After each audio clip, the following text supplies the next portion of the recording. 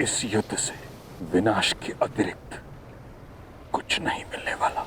युद्ध होकर रहेगा महामहिम, निसंदेह। मैं आपकी पीड़ा और आपका तर्क समझ सकता हूं, परंतु मैं ये नहीं समझ पा रहा कि जिस गांधार नरेश शकुनी ने सदा छल का साथ चुना, वह आज युद्ध का समर्थन कैसे कर रहा है? क्या वो कोई और षड्यंत्र तो नहीं रच रहा? इतने वर्षों से मेरे साथे रहकर भी तुम मुझे समझ नहीं पाए। क्या है दुर्योधन, कभी कभी चौसर में अपने स्वयं के मेरू को ही पकड़वाना पड़ता है। सभा में मैंने जो कुछ भी कहा वो मेरे शब्द थे और उनके अर्थ कुछ और थे। जैसे हाथी के दांत खाने के कुछ और दिखाने के कुछ और।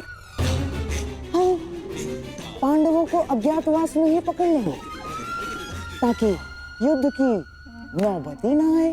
तो फिर जब पिताश्री आदेश दे रहे थे, आपने उसका विरोध क्यों किया?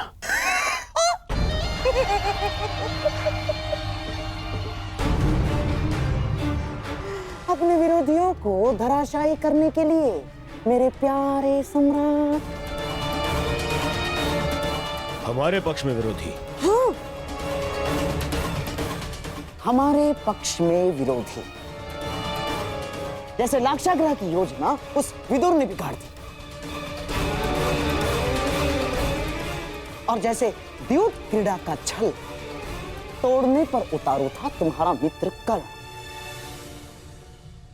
हाँ, हमारे पक्ष में कई सारे ऐसे हैं जिन्हें न्याय और धर्म का मद है, और यदि सभा में मैं महाराज का विरोध नहीं करता तो ये महामहिम भीष्म, महात्मा विदुर, अंगराज कर्ण और गुरु द्रोणाचार्य, ये सारे हमारी मंशा में बाधा बन जाते। और इसीलिए आपने उन्हें मौन कर दिया। हाँ।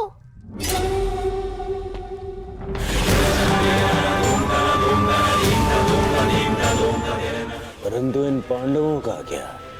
हाँ, पांडवों का क्या होगा? वो तो बेचारे वनवासी ही रहेंगे दुर्योधन।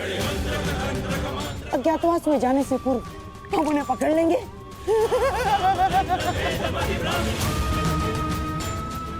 जिस युद्ध के लिए अर्जुन दिव्यास्त्र ला रहा है वो कभी होगा ही नहीं।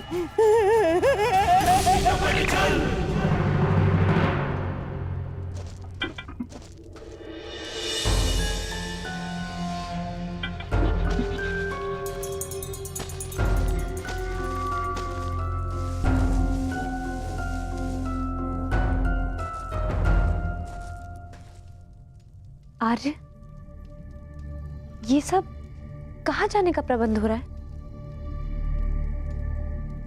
वनवास समाप्त होने को है पांचाली, और कौरव मूर्ख नहीं है। वो प्रत्येक क्षण हम सब पर दृष्टि रखे हुए हैं। वो पूरा प्रयास करेंगे कि अज्ञातवास प्रारंभ होते ही वो हम सबको पकड़ सके, परंतु हमें उन्हें ऐसा कोई अवसर नहीं देना है पांचाली।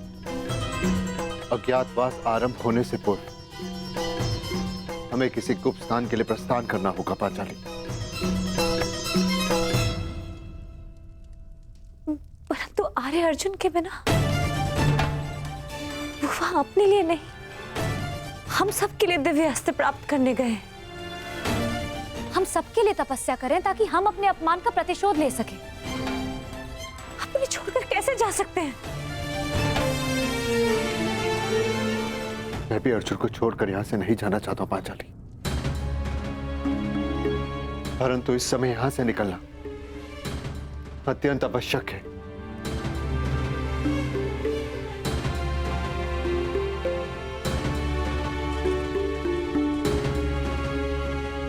यदि ऐसा है तो आप जा सकते हैं।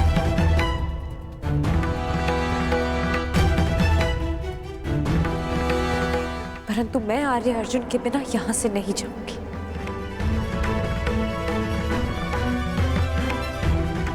भले ही मुझे 12 वर्ष का वनवास पुनः क्यों न काटना पड़े। मैं तुम्हारी भावनाओं को समझ सकता हूं पांचाली, परंतु प्रश्न ये है कि इस समय अर्जुन है कहां?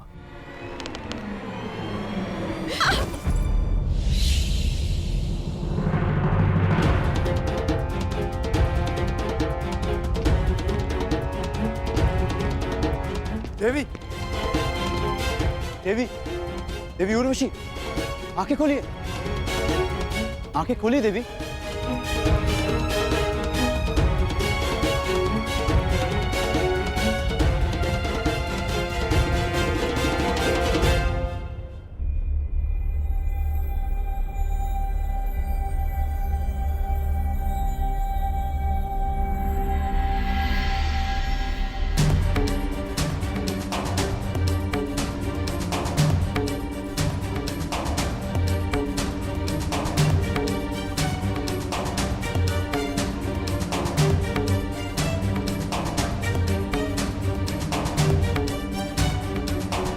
देवी,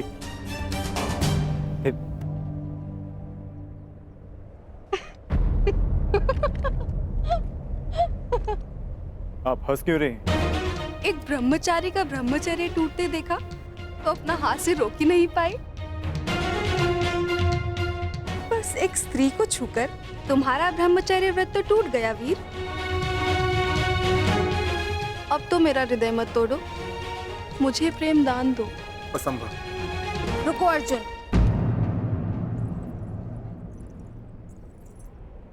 दिव्यास्त्र पाने आए थे, वो तो तुम्हें मिल गया। अब यदि साथ में मेरा प्रेम भी मिल रहा है तो उसे छोड़ने की मूर्खता क्यों?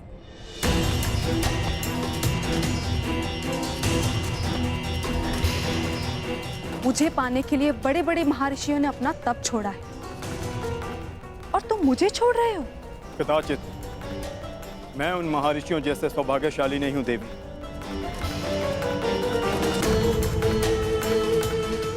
मुझे केवल महायुद्ध की रणभेरी सुनाई देती है। अपने बाणों से शैया पर लेटे शत्रु के शव दिखाई देते हैं। सावधान अर्जुन, तुमने स्वर्ग की सबसे सुंदर अप्सरा की कामना पूर्ति करना अस्वीकार किया है। मैं तुम्हें श्राप देती हूं अर्जुन कि तुम इसी क्षण जीवन भर के लिए नपुंसक हो जाओगे।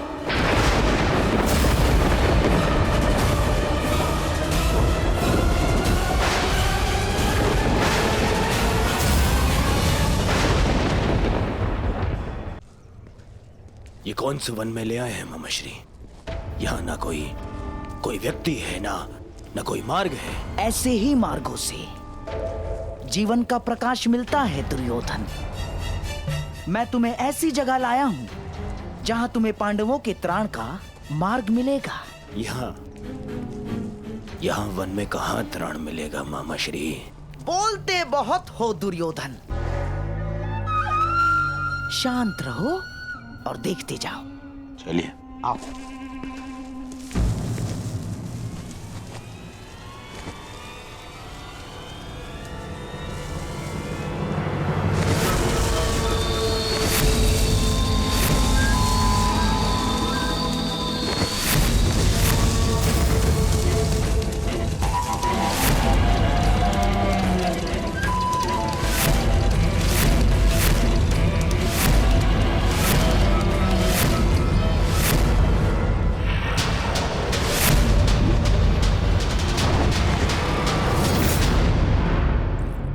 रुकिए। शाप देने से पूर्व आपने मेरे अस्वीकार करने का कारण नहीं जाना, परंतु मैं आपको बताना चाहूंगा। वर्षों पूर्व मेरे पूर्वज श्री पुरुरव से आप विवाह कर चुकी हैं। इस नाते आप मेरी माता समान हो।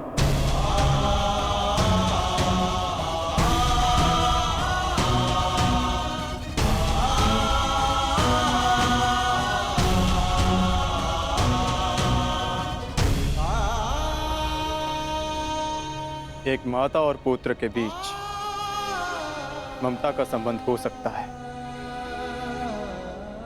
वासना का नहीं। फिर भी आप मेरी माता समान हैं। यदि आपने शाप दिया तो मैं प्रसाद समझकर स्वीकार करता हूं।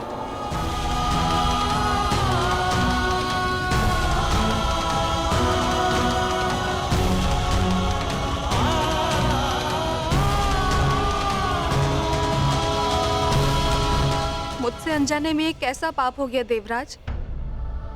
अब क्या किया जाए? श्राप को वरदान में परिवर्तित किया जा सकता है उर्वशी।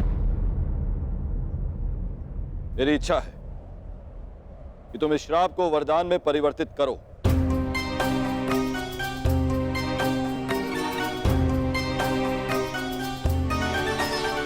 मनुष्य का जीवन काल एक वर्ष के समान होता है। जिस प्रकार से मनुष्य जन्म लेता है, युवा होता है और वृद्ध होकर अंत को प्राप्त हो जाता है, उसी प्रकार एक वर्ष मानो एक जीवन के समान होता है। इसीलिए मैं तुम्हारा श्राप केवल 1 वर्ष तक के लिए सीमित कर देती हूँ। ये मेरा आशीर्वाद है अर्जुन, कि जिस प्रकार से मनुष्य को जीवन के अंत में उसका लक्ष्य मिलता है, तुम्हें भी इस श्राप के अंत में तुम्हारा लक्ष्य मिल जाए। और जिस वर्ष भी तुम इस श्राप को भोगना चाहो, तुम्हारी इच्छा अनुसार तुम इस श्राप को भोग सकते हो।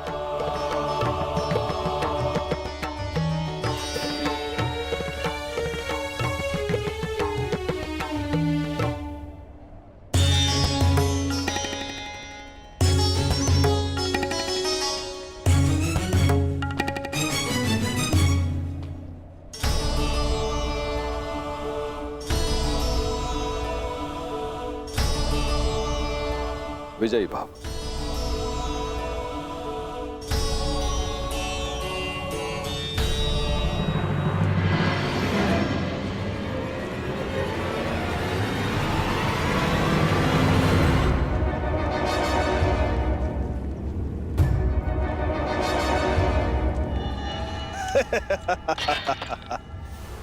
जयद्रथ अपने साले और मामा ससुर गांधार नरेश का स्वागत करता है।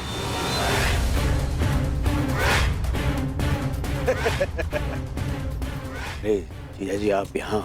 हाँ साले श्री, मैं बिना सूचना दिए अवश्य आए हैं जामाता श्री, परंतु बिना कारण के नहीं ना, क्योंकि इस समय मेरे दुर्योधन को आपके अर्थात उसके बहनोई से तुरंत सहायता की आवश्यकता है। ऐसी क्या सहायता की आवश्यकता पड़ेगी मामा श्री? आवश्यकता है जामाता श्री, क्योंकि मेरे दुर्योधन के जीवन में सबसे बड़ा भय है पांडव, और उसका त्राण यही है कि वो सदा वन में रहे और कभी मेरे दुर्योधन को ललकारने ना आ सके। तो मैं इसमें क्या सहायता कर सकता हूँ? आप ही सहायता कर सकते हैं जामाता श्री, और कौन कर सकता है? पांडवों को अज्ञातवास में पकड़ना है। अब हमसे तो वो सावधान रहेंगे, परंतु ये सोच भी नहीं सकते कि उनको पकड़वाने का काम हम आपसे करवा रहे हैं। मेरे पास एक योजना है जिसमें मैं और तुम, हम दोनों पांडवों के समक्ष रहेंगे, उनके सामने रहेंगे, और वो लोग हमारी दृष्टि से बचने के प्रयास में आपकी ओर से असावधान रहेंगे, और ऐसे में आप पांडवों की दुर्बलता पर प्रहार करोगे, उस सूत्र पर जिसने उन्हें एक किया है।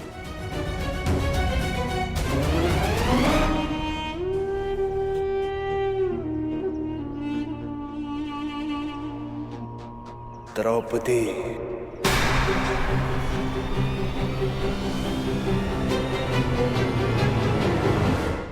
देखा, बुद्धिमान पुरुषों से वार्तालाप करना कितना सरल होता है। और भी कोई बाधा है मेरे मार्ग में? हाँ हाँ हाँ, बाधा है, परंतु हम उसे हस्तिनापुर छोड़ाए।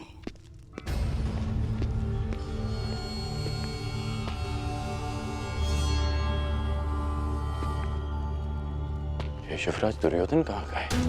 उनसे युद्ध के प्रबंध के लिए बाकी राजाओं को निमंत्रण देने के लिए आज्ञा पत्र लेना था। कहाँ गए वो?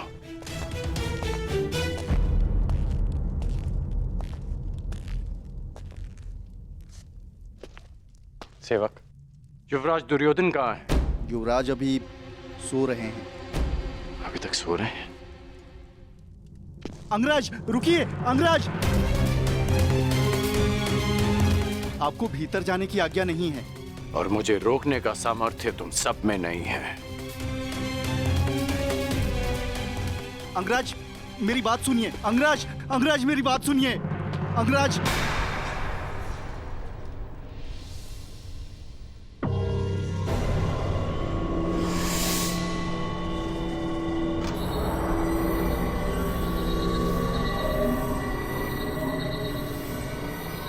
कहाँ है युवराज?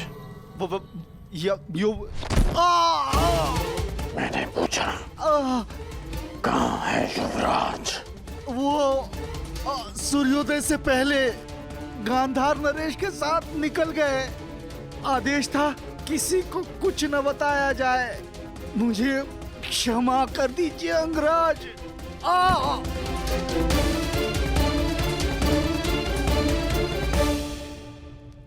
आज पांडवों का वनवास पूर्ण होने जा रहा है। अज्ञातवास की पूर्व संध्या पर युवराज कहाँ जा सकते हैं?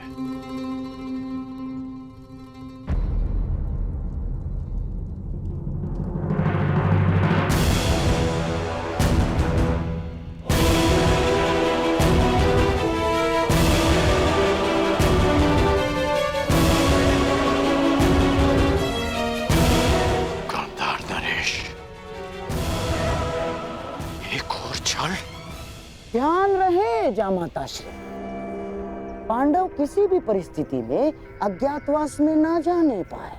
चिंता मत करिए गांधार नरेश, पांडव सदा ही वनवासी रहेंगे। कोई भी पांडवों का त्राण नहीं कर पाएगा। कल सूर्यास्त होते ही पांडवों की आशा भी अस्त हो जाएगी। कुछ भी हो जाए, परंतु पांडवों का अज्ञातवास पूर्ण होना चाहिए, ताकि वीरों के भांति मैं पांडवों को युद्ध में हरा सकूं।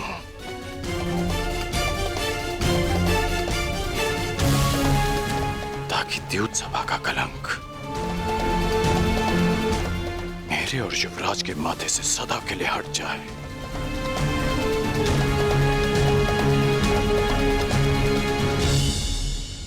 कल सूर्यास्त से पूर्व मैं पांडवों को अज्ञातवास में भेज दूंगा। अब और छल नहीं गांधार नरेश, पांडव अज्ञातवास जाएंगे, ये मेरी प्रतिज्ञा है।